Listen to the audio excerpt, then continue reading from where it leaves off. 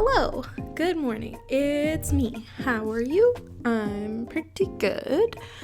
So, I have been watching Love is Blind because I'm really bored and I like trashy TV. I really do. Like, reality TV is very fun for me. I like gossiping about the people that I watch and I like shit talking them and I like garbage TV. Sue me! So yeah, I've been watching that.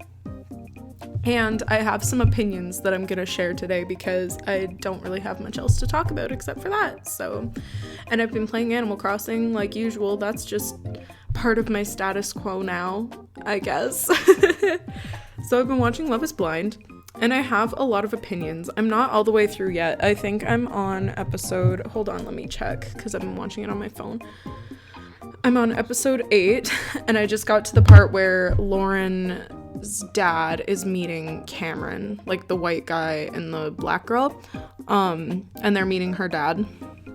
And I'm very stressed out and I'm actually genuinely kind of concerned because, like, out of everybody on that show, they are probably the most reasonable couple that has, like, been there at all and seems to be, like, the most in love but also the most mature. Like, what's her name? Giannina? I think the blonde Latina girl. She kind of seems immature. So does Amber and Jessica. Actually, I really don't really like the other 3 girls, and I don't really like the other 3 guys either, because I'm like, I'm gonna go through why I don't like the others, I guess. I do not like Jessica because she's up in here trying to be a fucking homewrecker. Like that whole scene when Amber was like having the party for Barnett and then Jessica was like throwing herself all over Mark just because she got drunk, and then she was like, she just makes me really mad. Also, how much she focuses and like is psyching herself out about their 10-year age gap. I'm like, girl, 10 years is really different when it's like 18 to 28, you know? That's like a really big gap.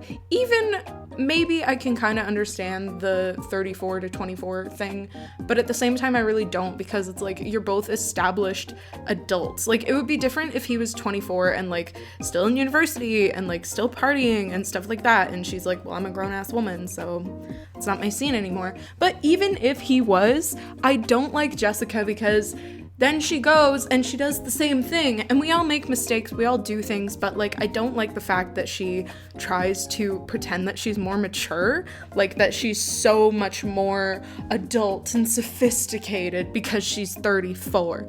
Like, bitch, we get it. Ya old.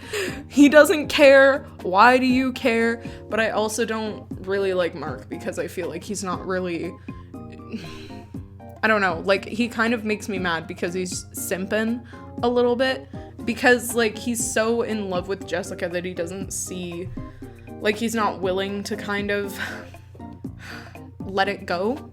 And I think if he was able to let it go, that would be really good for him, because Jessica pisses me off so much.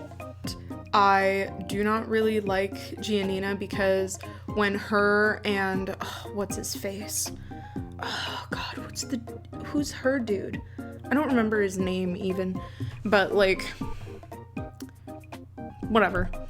She pisses me off because like her and her dude fight like all the time over like so much. Like the whole thing when they were in Mexico, they had a fight.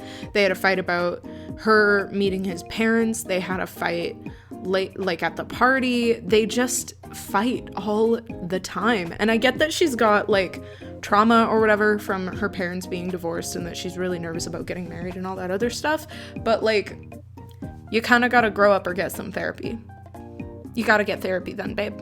Like, I just she kind of makes me mad. And also because too, when they fight, she gets really whiny and she gets very like, like she literally pouted in one scene like a little kid. I was like, how old are you? Like, that shit makes me so mad, and I'm a whiner, okay? I do not like that. I am working to change that, and I want to change it though, because like, holy god, this girl makes me so mad. Like, I'm like, oh my god, you're so annoying. So yeah, not really loving them, but he kind of bothers me because I feel like there's some shit going on that like he's not really willing to talk about with her, and also his like focus on like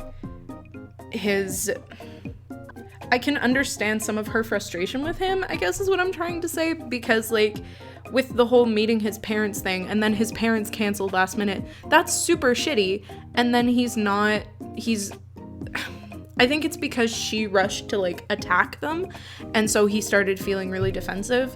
But I think it would have been better if like he just kind of took a step back and like took a minute, because like if you would look at that, is really fucking rude. Like that's hurtful. Like that's mean to cancel last minute on meeting your child's fiance, even if it's from a trashy reality TV show. Like they're still people.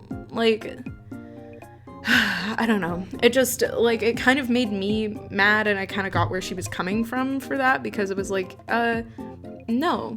Like even if this is trashy reality TV, this is what you signed up for. I agreed with her fully when she pointed out too. She was like, you knew how your parents would react about us being together. And she was like, you knew what they would think of me regardless of who I was.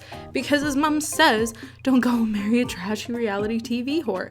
So if you knew that they weren't going to take it well, then you should have said that to your fiance, or like mentioned that when you were in the pods or something, like, and been like, how would you feel about my family not supporting us? Like, would you be able to get through that? Would you be able to handle that? Because that's an important thing that should be brought up if your family isn't gonna, like, you have to talk about the potential of your family not approving of your marriage, especially in this context. So yeah, that kind of really pissed me off, that couple. And then I don't really like Amber either, because she is a lot, and she'll say that she's a lot all the time, but she doesn't do anything to like, I don't know.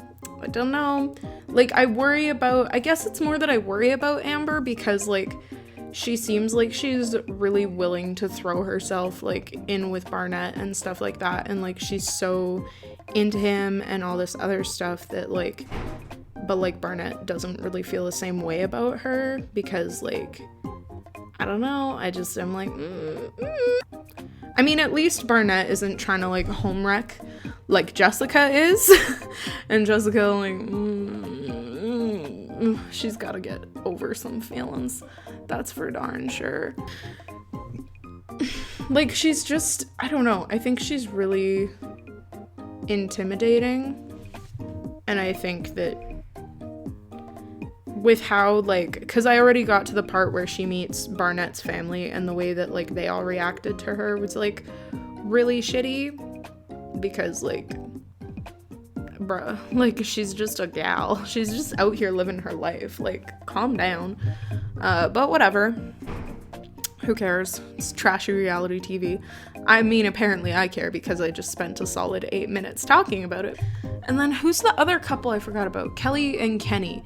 I think I saw a preview where Kenny was like, stop recording this please. So I was like, trouble in paradise? Are they gonna have problems? Because Kelly and Kenny seem to be doing really good. Like they seem to be doing fine. It doesn't seem like there's any issues with them, which is like kind of what makes me suspicious of them, because I'm like, well, how can things be that good though?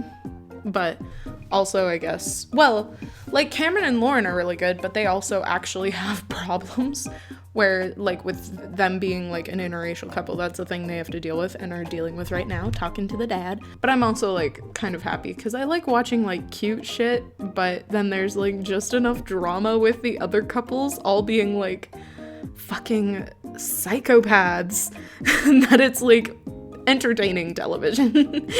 I like this show a lot. I do not believe that love is fully blind either. I really don't. You can love someone and still know they're ugly. I'm kidding. Like, here's the thing, right, is that even with the experiment, I think there was a lot of experiment I'm kind of pissed off that they called it an experiment at all, and Cameron should have been pissed off too, because there was so little, because, like, some people were open about, like, their race and, like, their height and stuff like that. Like, they had already shared a lot of that stuff that wasn't internal. And they also did still have people holding back information. Like, oh my god, what was it? Who did I hate so much? I hated Carlton. Oh my god, I fucking hated Carlton so much. Just because I was like, why are you being so dramatic over this? Like, he's such a prima donna, like, it's annoying, and he's a really self-centered person. So I was really happy when him and Diamond broke up, to be honest, because I was like, I don't know if I can handle watching another, like, 5 minutes of this fucking dude being like, I haven't been, like, totally honest about everything with her, and I'm like, wasn't that the point of the pods? Like, wouldn't that be, like, the easiest way to come out to somebody?